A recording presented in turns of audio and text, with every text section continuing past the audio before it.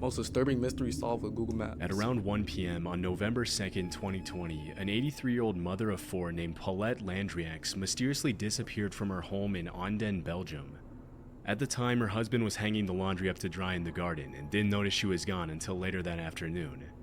When Paulette's family realized she was missing, they reported the disappearance to the police, triggering a pretty big search for the missing woman. Though this wasn't the first time Paulette disappeared, as she reportedly suffered from Alzheimer's disease and would frequently leave the house at random times of the day and night without telling her husband where she was going. Why would they allow that? Am I tripping? Shouldn't she be like inside, like at least having some cameras up or something? Like, no way they just allowing her to like just roam freely with, like, you know, like, is that normal? She was known to randomly knock on the neighbors' doors for no apparent reason, and in the years leading up to her disappearance, she no longer recognized her children or her husband. Oh, that's sad. Every other time she had disappeared, her husband would find her a few feet away from the house and bring her back inside. But this time, she was nowhere to be found. During the search, 50 police officers and several search and rescue dogs were deployed to the area, along with multiple thermal vision helicopters and an entire fleet of drones. But even with all these resources at their disposal, the local police department failed to find any relevant clues leading to Paulette. Dang. After several weeks, the search was called off, and the family assumed that she had fallen into the Meuse River, which ran near her home. In October of 2022, just as the police department was about to close the file, one investigator was searching for Paulette's house on Google Street View and found something shocking. There, as luck would have it, he found a Street View image of Paulette leaving her home and crossing the street to her neighbor's house. The case was immediately reopened, and police were once again deployed to the area, where they found the body of Paulette lying at the bottom of a hill directly below the neighbor's garden. What? After the autopsy was performed, it was determined that the woman had fallen from an unenclosed section of the garden and died shortly after. Her final moments eerily being caught by the passing Google Street View car as she walks to her death, likely in another wave of confused state caused by... So she fell? Right? She fell? And then by Alzheimer's disease. One thing that's hard to understand is how the police failed to see her with their drones and helicopters the first time. But at least now the family can find closure knowing what happened to Paulette, even if it comes with this eerie last image of her ever being seen alive. If you visit the location on Google Maps today, you'll find the image has been overwritten by a more up-to-date view of the town. In July 2011, two armed individuals broke into an empty house in an otherwise peaceful suburb of Oklahoma City. With a house full of valuables for them to steal and nobody there to stop them, the two got to work. But unfortunately for them, the looting spree was much more short-lived than they had hoped. A few minutes later, the homeowner returned and walked in on the two of them looting her house. I thought, wait, But did not just say fleeing with the valuables they had already stolen, they held her at gunpoint as they continued to ransack her home. This went on for over an hour, and during the traumatizing incident, the woman recalled thinking they were going to shoot her before leaving. Fortunately, the robbers eventually left the house without physically harming the woman. After the armed robbery, she refused to reveal her identity to the press out of fear that the thieves would retaliate. The woman later reported the incident to the cops, but with no witnesses and an absence of solid leads, the case eventually went cold, and the woman lost hope that the two criminals would ever be found. However, 3 years later, the case took an unexpected turn. On a day in July 2014, the woman's neighbor was looking at her street using Google Maps Street. Bro, imagine getting caught up by Google Maps. Oh, imagine you robbing a bank and they catch you. When she noticed an image of two men casually strolling down the street, who perfectly matched the description the victim had given her of the criminals. Immediately, she texted the woman. Imagine you getting away with all this stuff. Imagine you break into a house, you get a PS5, you get a PC, brand new TV, like diamond watches and stuff, and they catch you with Google Maps. You almost confirmed that the two men captured by the Street View van that happened to be mapping out the neighborhood on the day of the robbery were indeed the same two men who had robbed her. Based on the direction they were walking, it seems that the image was captured in the minutes leading up to the crime. Unfortunately, because the two men's faces are obscured by the grainy quality of the image and Google's software that automatically blurs pedestrians, the cops haven't been able to track the men down. But with a string of clues and a picture to add to their search, police now have a much better chance of catching the two thanks to Google Maps. Dang. One night in October 2006, a 72-year-old man named David Lee Niles met up with a friend at Jake's Bar in Byrontown, Michigan. This was a place that David visited frequently and usually stayed there for at least a couple of hours, but on that particular evening, the story was very different. Earlier that year, David had been diagnosed with cancer, and after a brief conversation with his friend, he left abruptly, claiming that he was in a lot of physical pain due to the cancer.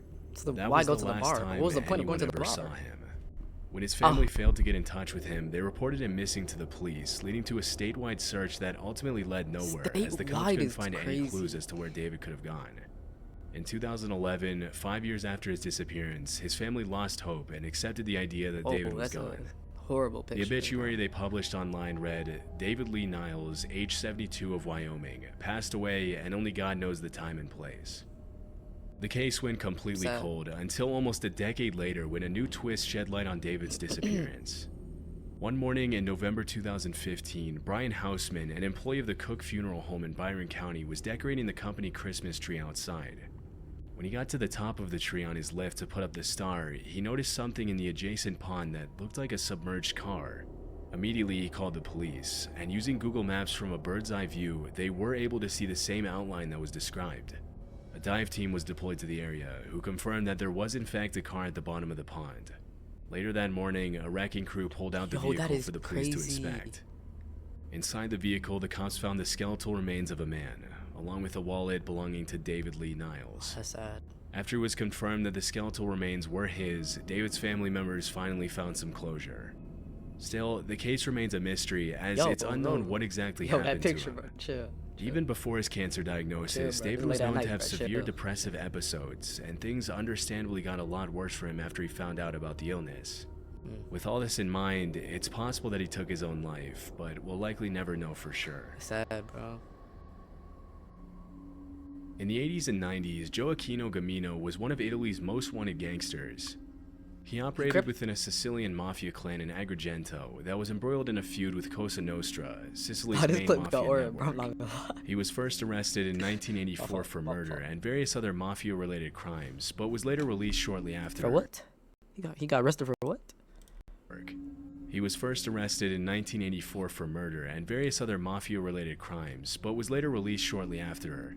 In 1998, he was arrested again in Barcelona, only this time he was sentenced to life in prison.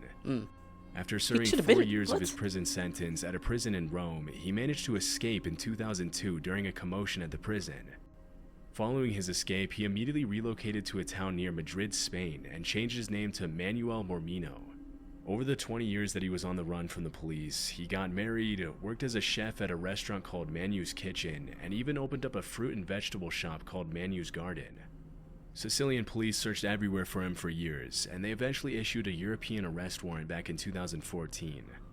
After carrying out several investigations, the police suspected that Gamino was hiding somewhere in Spain, but the way they pinpointed his exact location was pretty out of the ordinary. During the investigation, Sicilian police found that Google Maps had captured a street view image of two men talking outside of Manu's Garden.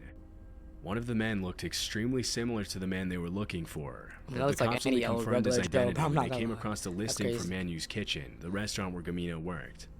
While investigating online, the police found a photo of him dressed in chef's attire on the Facebook page for Manu's Kitchen.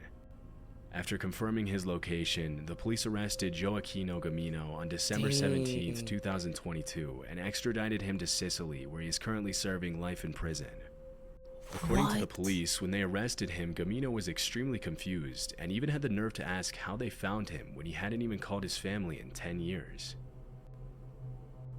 In 2009, police from Zurich, Switzerland were carrying out an investigation to shut down illegal marijuana growing operation. I mean, was he still like a horrible guy? I mean, bro, am I tripping? Wait, like, what did he? I'm a little sick, yeah. I'm sorry, but like, what else did he do? I mean, he looked like he turned his life around, not the right way, but like, he should have like. At some point in the investigation, they used Google Earth to locate the addresses of two farmers who they suspected of being part of an illegal marijuana operation, and that's when one of the detectives found something interesting. As he was scanning the area on Google Earth, he noticed an unusual change in the pattern of the fields around Rapperswil in the northeastern state of Thurgau. Zooming in, he saw what appeared to be a cannabis plantation that measured more than 2 acres and was hidden inside a cornfield right next to one of the farmers' houses. How do you The like? Google Earth know discovery this? ultimately led to the arrest of 16 people and the seizure of 1.1 metric tons of marijuana, as well as 900,000 Swiss francs in cash, which is the equivalent of around $1.1 million.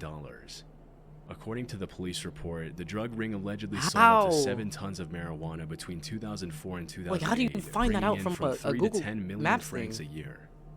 When asked about the breakthrough, the head of Zurich Police's Special Narcotics Unit, Norbert Glossner, said it was an interesting chance discovery.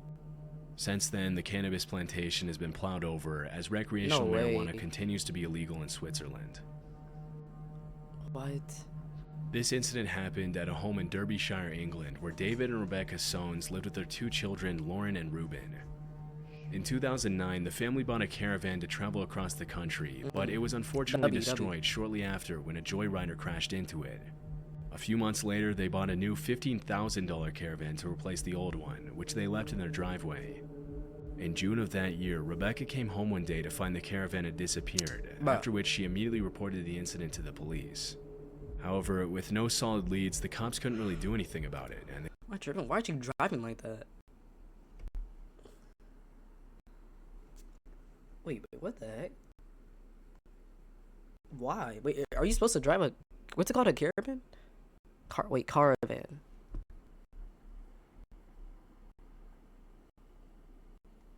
it wasn't until 9 months later, in March of 2010, that 11-year-old Ruben Soanes found something revealing as he was looking at his house on Google Maps.